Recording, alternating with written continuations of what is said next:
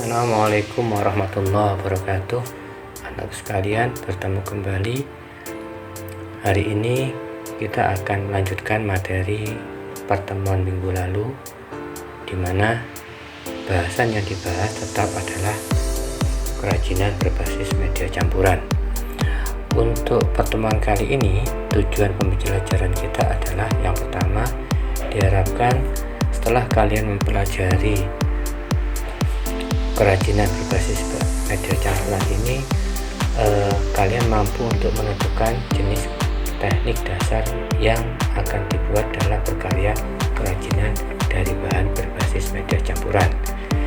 Yang kedua, diharapkan kalian mampu mengidentifikasi karakteristik bahan berbasis media campuran. Sedangkan tujuan yang ketiga adalah kalian mampu merancang sebuah produk kerajinan dari bahan berbasis media campuran.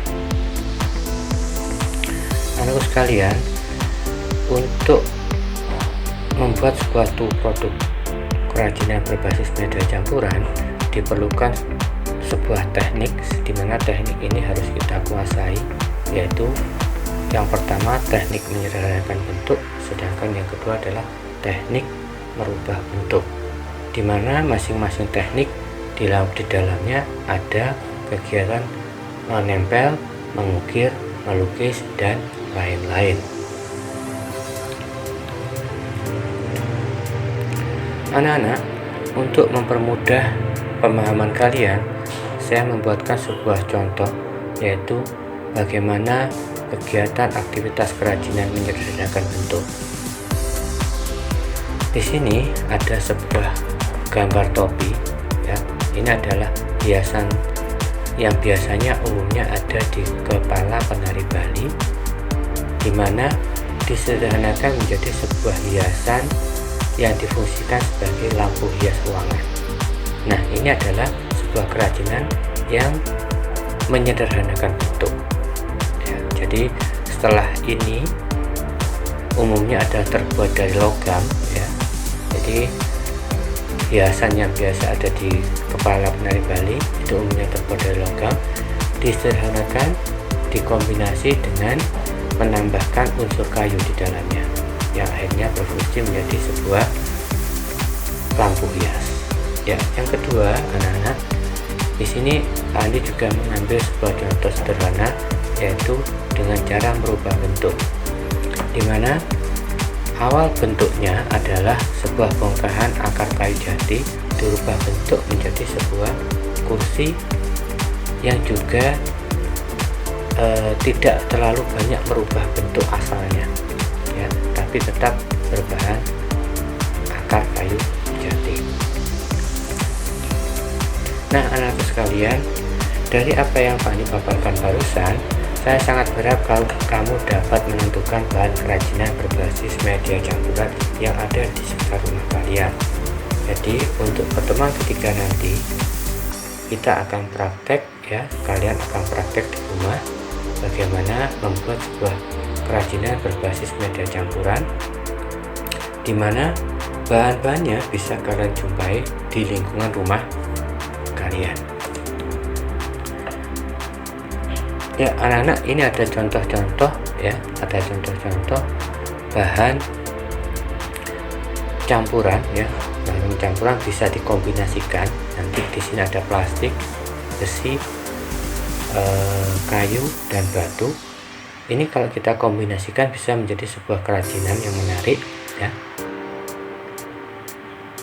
Asalkan kita punya ide kreatif untuk mengelolanya. Jadi silakan identifikasi keunikan-keunikan yang ada pada plastik, kayu, batu, dan besi.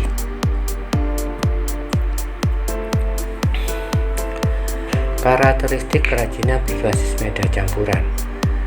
Batu, ya, jadi tadi sudah ada gambar batu di depan. Karakteristiknya bagaimana? Batu yang digunakan dalam membuat kerajinan berbasis media campuran terdiri dari batu permata, batu mulia, akik, dan lain sebagainya, ya.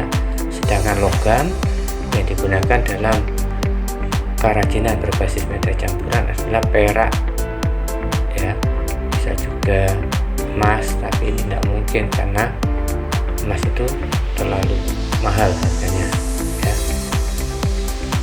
dan bahan-bahan logam yang lain.